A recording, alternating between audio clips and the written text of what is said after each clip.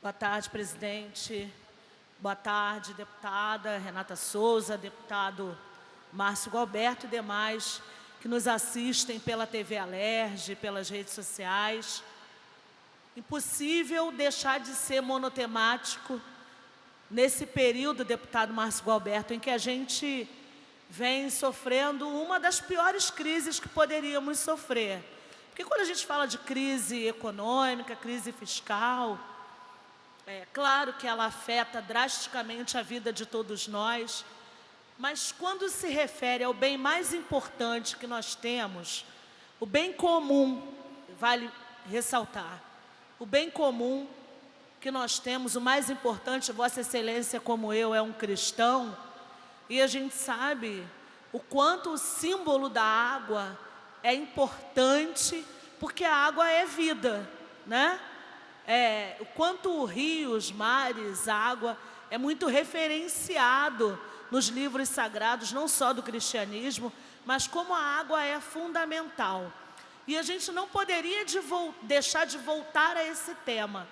Mas antes de voltar ao tema da água, eu quero também fazer menção à sabatina feita ao candidato a regulador da AGENERSA, que é a agência, né, reguladora de energia e saneamento no estado do Rio de Janeiro, num estado do Rio de Janeiro que só trata 35% do seu esgotamento sanitário. Lembrando que quando a gente fala de esgotamento sanitário, a gente está falando de rede de águas pluviais, a gente está falando de tratamento de esgoto e a gente está falando de distribuição de água, de fornecimento de água potável, que é fundamental. Então, alguém que vai regular, alguém que vai fiscalizar, alguém que vai se ocupar, né, em fiscalizar o saneamento, precisa, no mínimo, e isso, né, já está definido na Lei 4.556 de 2005, da AGENERSA, que tenha minimamente uma experiência de uma década para que tenha feeling e uma capacidade de relacionamento, de conhecimento do funcionamento das concessionárias, né, dos trabalhadores e trabalhadoras, das funções, para que possa minimamente desenvolver um trabalho que seja estritamente técnico e não político. E quero fazer uma ressalva à atuação do deputado Luiz Paulo, falei com ele aqui nessa tarde, durante o plenário, que fez uma atuação e teve uma atuação muito correta, muito brilhante, como os demais membros da Comissão de Normas e Técnicas, mas eu disse a ele, não houve empáfia na atuação de Vossa Excelência, senão um cuidado com que, primeiro, o que é previsto por lei, a lei da agência reguladora, e ainda mais num momento como esse, já seria um constrangimento, deputado Márcio Gualberto, presidente, votarmos a favor de uma figura nessa casa por questões meramente políticas, né? Mas se houvesse uma experiência técnica, né, mesmo que algumas bancadas votassem contra, bom, tem o critério técnico, e seria constrangedor já. Em não se tendo nem o critério técnico, né, e sendo meramente político, num momento grave como esse, num tema como saneamento básico no Brasil, que é deficitário por um longo período da história, a gente realmente fica assustado. E aí, o que me chamou a atenção também, a gente não pode deixar passar, é que a maior referência do senhor Bernardo Sarreta foi a leitura de Sun Tzu, A Arte da Guerra, né? Um livro muito conhecido, principalmente para os que são formados em administração, recursos humanos, né? Um tema muito relacionado à autoajuda também. Então, enfim, nada contra. Eu li A Arte da Guerra, acho importante, tem elementos interessantes, mas vai muito além a necessidade de um conhecimento mais profundo do que o livro escrito por Sun Tzu, para que nós ganhemos a guerra contra a falta de saneamento básico no estado do Rio de Janeiro, que penaliza, deputada Renata, um contingente enorme da população mais pobre do Rio de Janeiro. Veja, são quase cerca de 2 milhões de habitantes morando em favelas e loteamentos populares.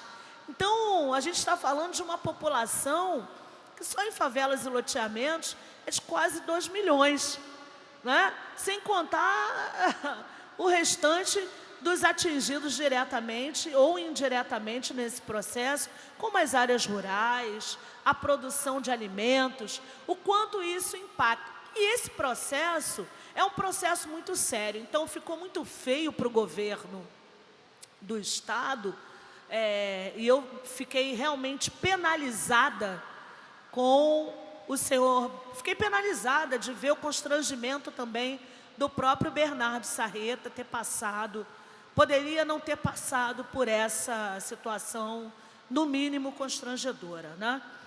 Mas, voltando ao tema da água e do saneamento, só no ano de 2018, a SEDAI arrecadou mais de R$1 bilhão.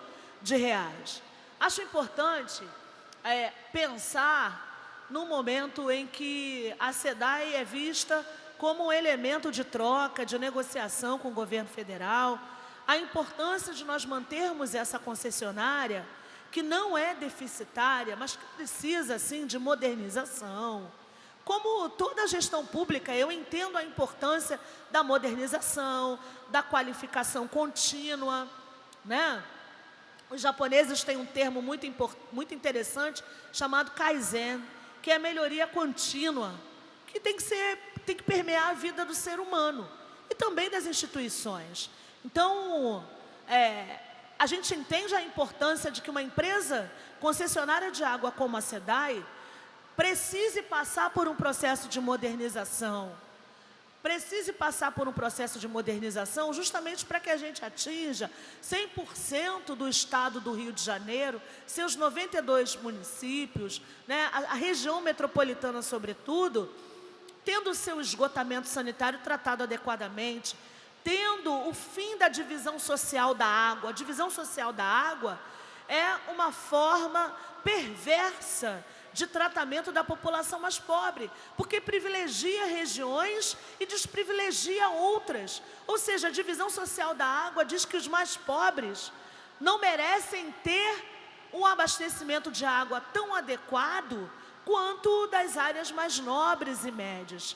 Ou seja, houve um projeto na SEDAI, eu trabalhei nesse projeto, o projeto se chamava Água para Todos, porque a água tem que ser para todos. E foi um projeto construído a partir de uma experiência técnica.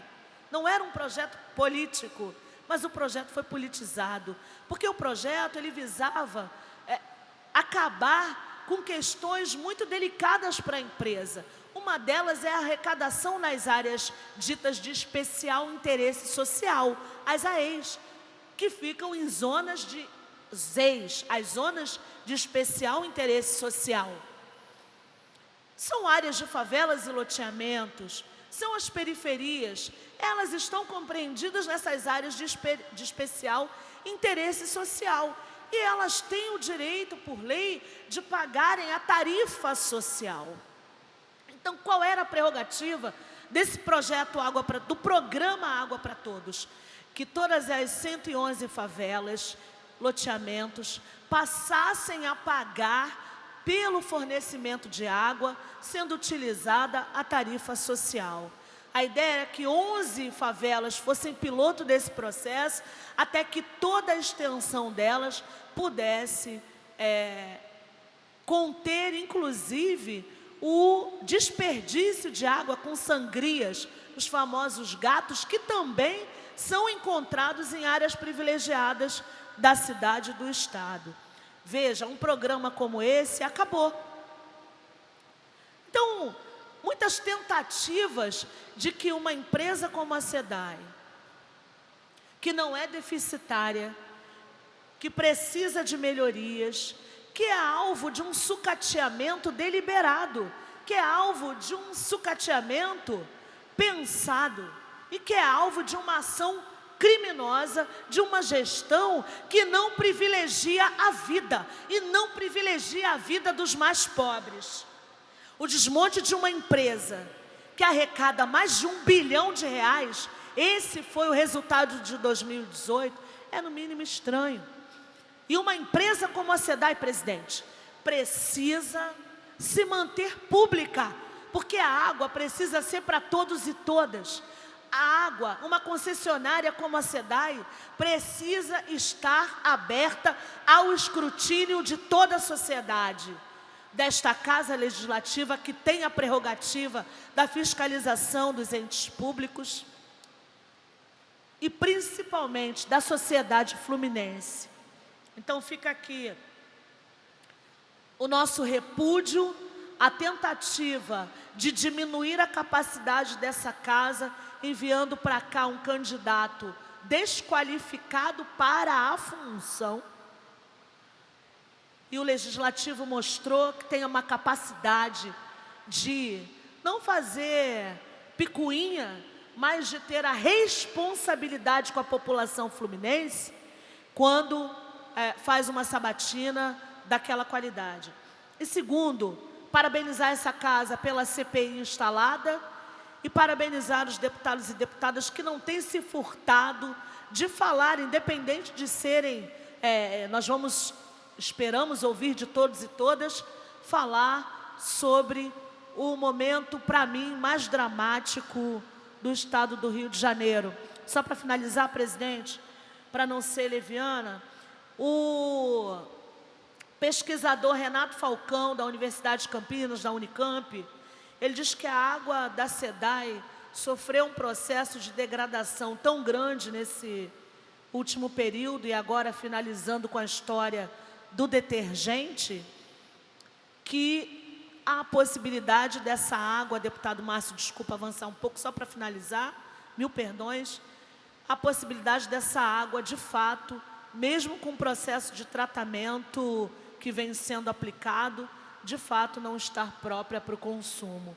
Então, o impacto disso, daqui a algum tempo, não muito longe, na saúde tão degradada da população fluminense, vai começar a aparecer. Muito obrigada.